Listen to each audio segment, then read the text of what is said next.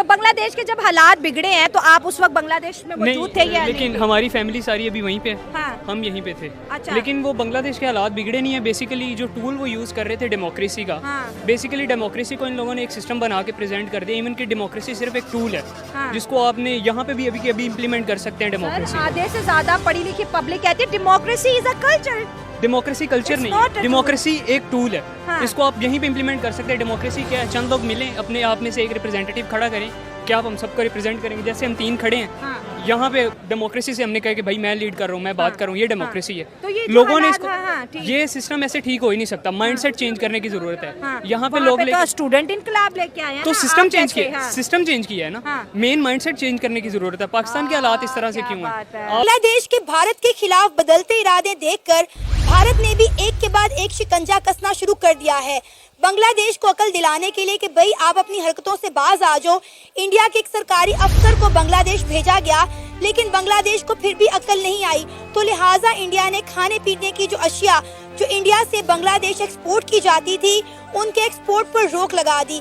जैसे ही इंडिया ने खाने पीने की चीज़ों की एक्सपोर्ट पर रोक लगाई, हम देख रहे हैं कि बांग्लादेश के अंदर फूड क्राइसिस हद से ज़्यादा बढ़ चुके हैं। यहाँ तक कि बांग्लादेश के जो स्मगलर हैं वो इंडिया के ही बॉर्डर पर चोरी छुपे गोल्ड बेचकर अपने मुल्क में खाने पीने की अशिया लाने पर मजबूर हो चुके हैं। कैसे आप? वालेकुम अस्सलाम, अल्हम्दुलिल्लाह। लेकिन अभी आपने ये बताया कि आप ही तो भाई फोन नहीं उठा रहे थे और उन्हें पकड़ लिया। तो ये पकड़ा भी बताएं, पकड़ा कहाँ से है? मुझे ये भी बताएं। मार्केट से पकड़ा और किधर से मार्केट के पकड़ा? वॉशरूम से मैं आ रहा था और फोन इसलिए नहीं उठा रहा था, वॉशरूम में अच्छा, था। वॉशरूम यानी आप पानी पीने गए थे? वॉशरूम में पानी पीने जाते हैं कि पानी निकालने जाते हैं? अच्छा, चले टॉपिक। दोस्तों, फिर से एक हम नए वीडियो के साथ हाजिर हो चुके हैं। वही अपना पुराना जो हमारे पड़ोसी पाकिस्तानी लोग हैं उनका रिएक्शन देखते हैं।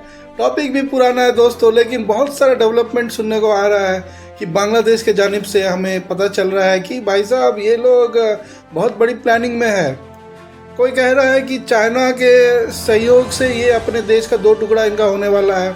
कोई कह रहा है कि ये पूरा एकदम कट्टर इस्लामिक राष्ट्र बनने वाला है पाकिस्तानियों के मदद से।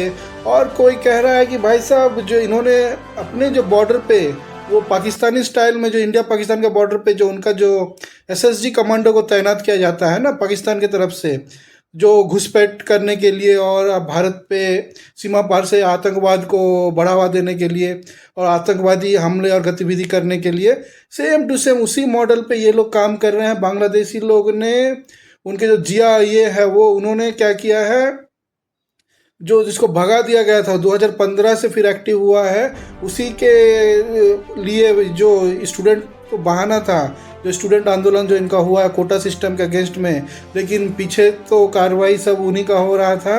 और जो गवर्नमेंट उनकी जो प्रो इंडिया थी, लेकिन आवाम जो उनका जो आम जो मुल्ले लोग हैं, मुसलमान लोग हैं, एकदम अगेंस्ट थे।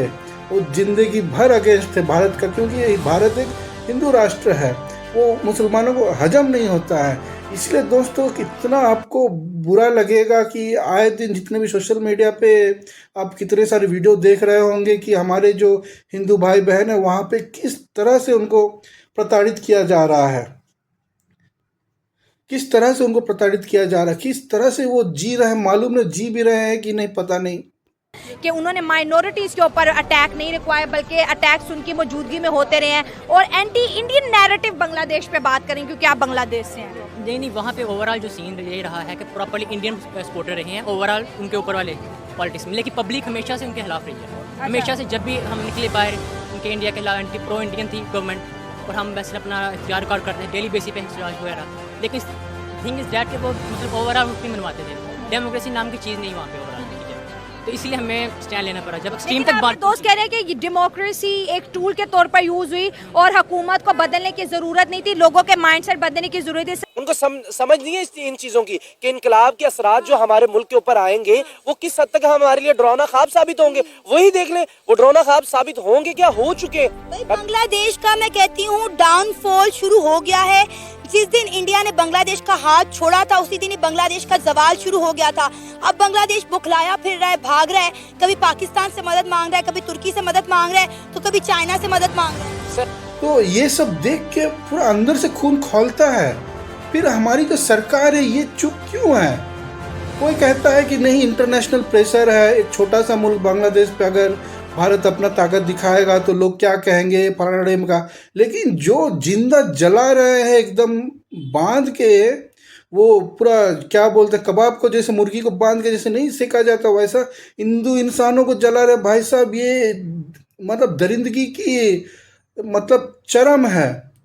ऐसे लोगों पे कार्रवाई नहीं हो रहा है तो आप सोचिए आपका दिल कितना दुखी होता होगा कि मतलब एक तो हम कहते हैं कि हिंदू मुसलमान सब भाई भाई, लेकिन ये सब देखने के बाद मन तो करता है ये दंगे फसाद कर देने वाले वीडियोस हैं और पिक्चर्स आ रहे हैं दोस्तों, किसी का भी खून खौल जाएगा।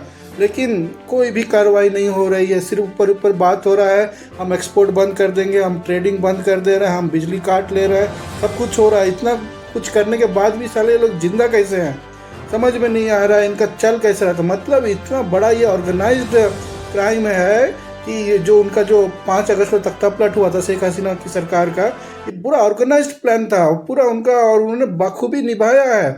उनको उनका कंसिक्वेंसेस पता था कि इंडिया कुछ भी नहीं करेगा, क्योंकि इंडिया के जो बड़े बड़े बिजनेसमैन हैं उनके जो इंटरेस्ट है बांग्लादेश में इन्वेस्टमेंट्स है, वो अचानक से वो ये अपना इन्वेस्टमेंट रोक नहीं सकते हैं। ठीक है, अगर रोक भी देंगे तो फिर उनको बहाल करना ही है। उनको चाहिए कि एक डेमोक्रेटिक गवर्नमेंट बांग्लादेश में आए, सब कुछ नॉर्मल हो, लेकिन कुछ भी ऐसा दिखाई नहीं दे रहा। पूरा कट्टरपंथी की तरफ ये लोग बढ़ रहे हैं कि इस्लामिक राष्ट्रीय घोषित होने वाला है।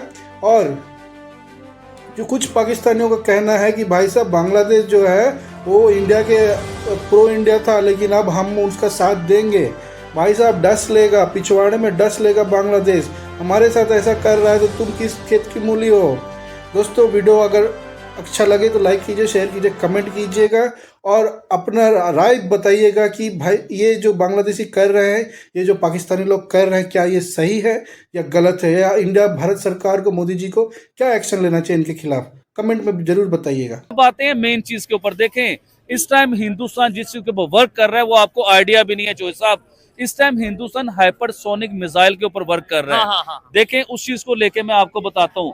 हाइपरसोनिक इस टाइम दुनिया के 3 जो सुपर पावर है ना, जो दुनिया की महंगी तरीन अमीर तरीन कंट्रीज हैं, ये सिर्फ उनके पास है, वो बना रहे हैं हाइपरसोनिक, जिसमें चाइना हो गया, रशिया हो गया, अमेरिका हो गया। लेकिन हिंदुस्तान इनके टक्कर पे आके बैठ गया है। 3 हाइपरसोनिक के ऊपर वर्क कर रहे हैं, 3 भाईजान। अभी देखें चाइना, अमेरिका या रशिया, ये भी इनके पास क्वांटिटी नहीं है इन चीजों की, लेकिन हिंदुस्तान क्वांटिटी की तरफ आ रहा है।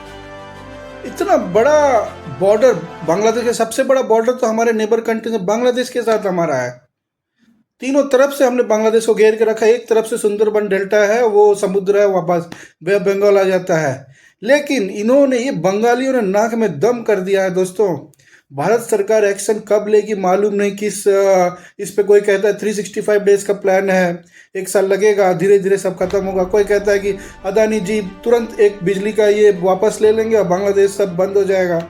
कोई कहता है कि भाई साहब चाइना कुछ स्टेबलाइज करने की कोशिश कर रहा है। कोई कहता है तुर्की से लोग मंगा रहे हैं हथियार गोला। कोई कहता है बांग्लादेशी को पाकिस्तान सपोर्ट कर रहा है। लेकिन चल क्या रहा है समझ में नहीं आ रहा दोस्तों। आप देखिए वीडियो को, लाइक कीजिए, शेयर कीजिए, सब्सक्राइब कीजिए। जय हिंद, जय भारत, वंदे मातरम।